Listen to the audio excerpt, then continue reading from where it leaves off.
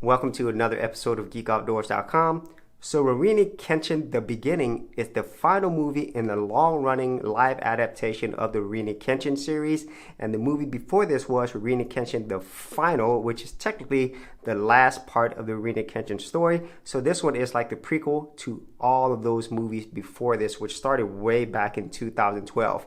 Now, I did do a review of Rurouni Kenshin The Final, so if you haven't seen that, I will leave that description area below so you could check that out after watching this review. And so what hasn't been said about this live adaptation series that probably hasn't been said before, especially for long-running fans?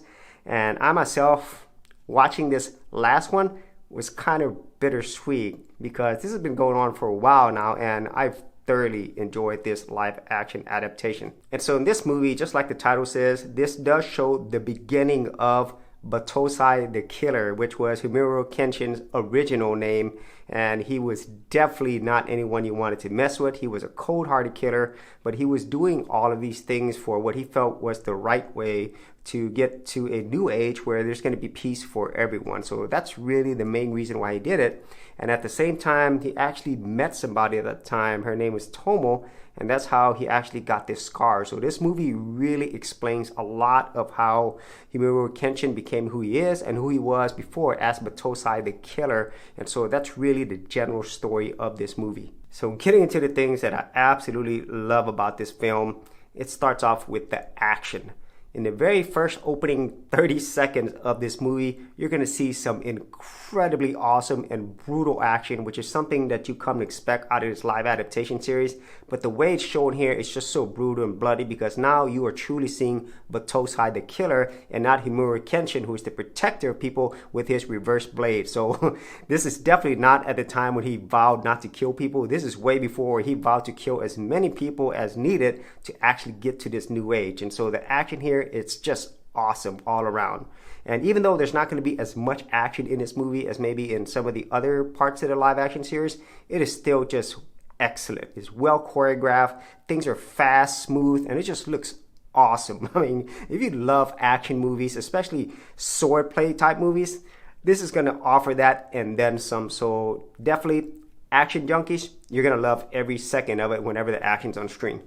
And then the second thing that I thoroughly enjoyed about this movie is the overall story. I really liked how we finally learned Battosai the Killer and just seeing who he was, the type of person he is, and why he was doing all these things. And so if you're brand new to this entire series and you don't know anything about it, this is a great place to start, even though it is technically the final movie in the series.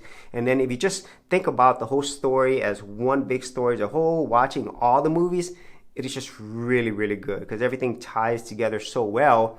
And then within the story, we definitely learn more about Tomo, a character that you didn't really know much about at all. And this one really fleshes this out, and you learn a little bit more about the motivations of her younger brother, Inishi.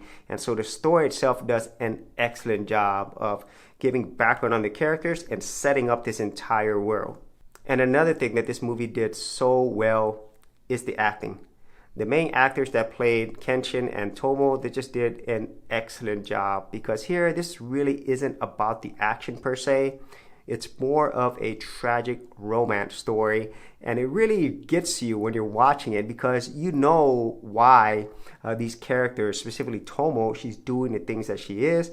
And then Kenshin, on the other side, he is really unaware of what's going on, and as things unravel and fold, it really becomes even more heartbreaking. And so I really enjoyed the acting from both of them. Very nuanced acting, many layers, and a lot more emotion that you would expect. And of course, all the other acting in this movie, I think they were also excellent as well. And so if you did enjoy the characters and the acting in the other movies, you're really going to enjoy it here, especially for people who like more of the emotional approach of this series. And then speaking of emotion, this movie definitely has a huge emotional pull, especially if you compare it to the other films in the series, because here it's established all of the reasons why Rurouni Kenshin is who he is. And because of the fact that the acting I mentioned earlier is done so well and the characters were written in a way that's very deep, you really, really understand why these characters are motivated to do what they do. And because of that, there's a lot of emotion there, especially when you know the tragic ending of it all. And so All of those things really makes it a movie that I would say brings a lot more to the table than just pure action. And then the final thing that this movie does so well, and the entire series as a whole, is the overall production quality. Everything from the cinematography, the costume design, set design, music, just everything is top notch. This is really a beautiful movie, especially when they have these really wide shots. You know, I really love the wide shots of the entire city, of the fights, just everything that's done here is done at a very high level. So if you can, I highly recommend you watch this on the best system available, because it's definitely something that's very pleasing to the eyes and the ears. For serious YouTubers, check out TubeBuddy, the premier tool news at geekoutdoors.com. Get more done today by checking out the affiliate link in the description area below. So getting into the negative of this film, about the only one that I can think of is that, well, they're not going to be making any more of these live action movies. This is such a great series for me, and I would say looking at it as a whole, it's one of my favorite movie series of all time. Yeah, I'm saying that. I mean, it goes up there with Lord of the Rings, Star Wars, and so forth, because it has everything that I absolutely love about action movies, period pieces, but it's also got a really great story with a lot of great characters, acting, and a lot of emotion to it, more than what you would expect.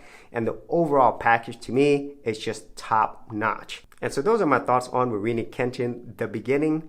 I'll definitely be sad to see this series end, but at the same time, it ended perfectly. So if you actually had any thoughts on this movie or any movies in the entire series, be sure to leave that in the comments area below. And if you did want to see more of my international and action film reviews, I do have an entire playlist. I'll leave that in the description area as well. So as always, if you did get value out of these videos, be sure to share, like, and subscribe. And if you're a creative geek like me, and you want to get exclusive access to more content that I don't put out here publicly on my YouTube channel, then join my Gold Content Creators Group, where you're going to get content like this and more for all the creative geeks out there. And the best part is, all of this is free. Simply head over to the link below, check out my page, and sign up for my Gold Content Creators Group.